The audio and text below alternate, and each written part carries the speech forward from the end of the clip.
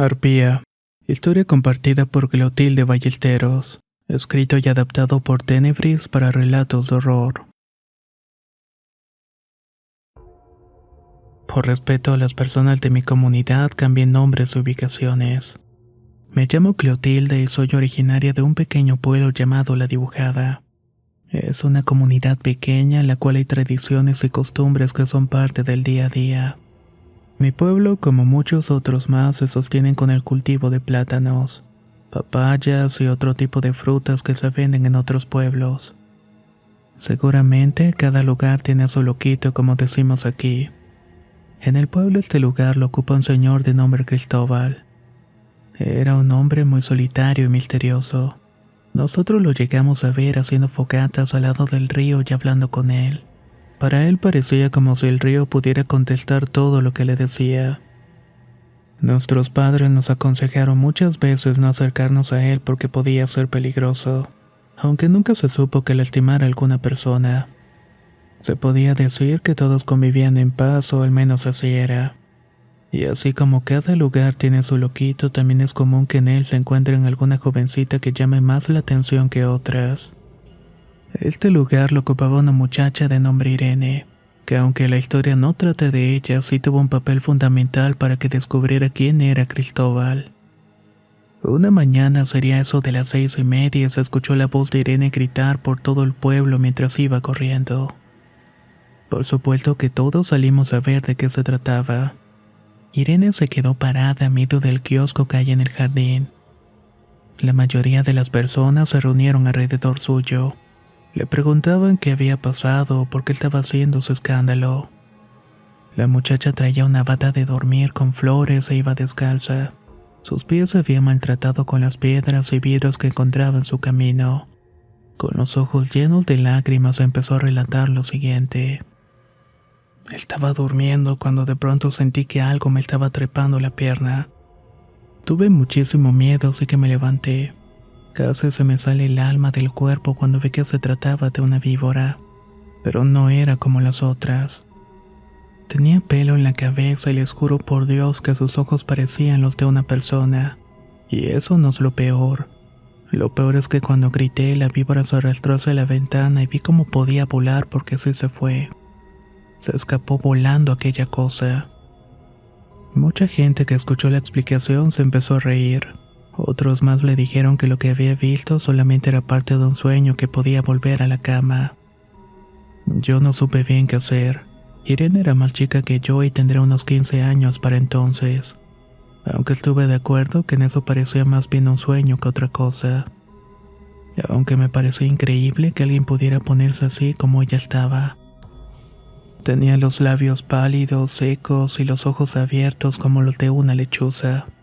La mamá de Irene fue por ella al kiosco y se la llevó sobándole la espalda. Este suceso pasó desapercibido por la mayoría. De hecho, cuando la gente comentaba esto a modo de chisme, terminaban burlándose de la chica. Yo me propuse ir a platicar con ella para que me dijera mejor qué era esa serpiente. Por supuesto que mi abuela también se enteró de lo que había ocurrido. Ella, al igual que yo, también le dio el beneficio de la duda. Una tarde, mientras comíamos, mi papá volvió a sacar ese tema a flote. Dijo que seguramente Irene quería llamar la atención de algún enamorado haciéndose la chistosa. Mi abuelita puso una cara seria y luego de tragar su bocado comentó: Yo no creo que sea mentira lo que dice la chamaca. Yo hace algunos años atrás también vi a ese animal. Antes, cuando iba a lavar la ropa del río, me encontraba seguido a un hombre ya viejito de pelo blanco y cejas negras. El señor estaba obsesionado con el poder y le hacía ofrendas al río para que se lo diera. A veces entre el agua me encontraba las partes de animales muertos y también llegué a ver fruta y flores amarradas con un lazo que seguía en el flujo del río. Hasta que una tarde ya había terminado de lavar y ya me iba para la casa. Ahí fue que vi a una serpiente en el árbol. El animal tenía pelo en la cabeza y era de color blanco. Y como dice la chiquilla, en la parte de atrás podían verse alas diminutas. Eran alas como las de una paloma. La víbora de color café con manchas negras y yo le calculé que medía 1,5 metros más o menos. Salí corriendo despavorida hasta la casa de mis papás, que la gloria estén. Les conté lo que vi y no me creyeron. Desde ese día ya no volví a ir sola a lavar la ropa. Tampoco volví a ver a ese animal, pero mi mamá contaba que ese tipo de criaturas se le llaman arpías. Eso que vio la muchacha fue una arpía. Estoy totalmente segura. Todos escuchamos en silencio y a mi papá se le borró la sonrisa de la cara al escuchar esa historia de su propia madre. Sin decir una palabra, se levantó de la mesa y tomó su sombrero y su costal para irse a recolectar la fruta. A mí me llamó mucho la atención esta historia, así que con más ganas fui a buscar a Irene. La encontré fuera de su casa peinándose el cabello. Lo tenía güero como el pelo de los elotes. Era muy bonita Irene. Le pregunté si estaba bien y desde el principio noté que se sentía un poco incómoda. Yo te creo, Irene, no te preocupes. No vine a burlarme de ti. De hecho, mi abuelita también vio un animal de esos, con el pelo blanco y alas de paloma, nos dijo. Así es el que viste. Irene volvió a poner los ojos de lechuza y comenzó a sollozar. Me contestó que sí, que lo peor de todo es que ese hombre tenía los mismos ojos que el loco Cristóbal. Sabes, esto no me extraña, Cleo, porque he notado que Cristóbal se me queda viendo mucho cuando me lo encuentro, pero a mí me da mucho asco. Era él. Estoy segura que él se transformó en ese animal. Es un brujo y un cochino que espía a las muchachas. Escuchar eso me provocó un escalofrío en la espalda. No podía creer que esas cosas fueran posibles, y al mismo tiempo algo en mi interior me decía que la abuela Irene decían la verdad. Las cosas siguieron tranquilas por un tiempo hasta que una tarde vimos a varias personas de uno de los pueblos cercanos. Decían que venían por Cristóbal. La mujer gritaba que Cristóbal había abusado del niño en el campo y que escapó convertido en una serpiente. En los pueblos no existe otra ley que no sea la del ojo por ojo y diente por diente. Estuvieron buscando a Cristóbal día y noche a la orilla del río, pero no encontraron a nadie. Al menos no a él, pero sí a algunos animales muertos y también fruta amarrada con un lazo. Nadie volvió a ver a Cristóbal rondando por ahí, pero yo tuve un descubrimiento que me parece que tiene relación con el tema. Algunos años después de este evento acompañé a mi papá al monte para cortar plátanos. Ya los teníamos vendidos para una señora del pueblo. Iba caminando tranquilamente cuando entre los árboles encontré una piel de serpiente.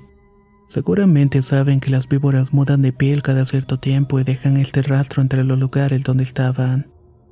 Pues lo que vi fue esa muda de piel. Era blanca y medía casi 2 metros.